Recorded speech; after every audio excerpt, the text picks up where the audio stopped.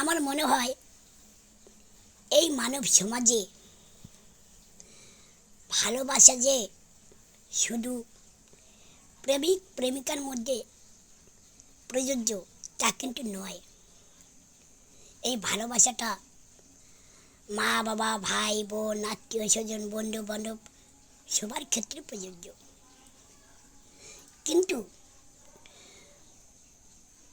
তুমি যাদের ভালোবাসো, যাদের আপন ভাবো,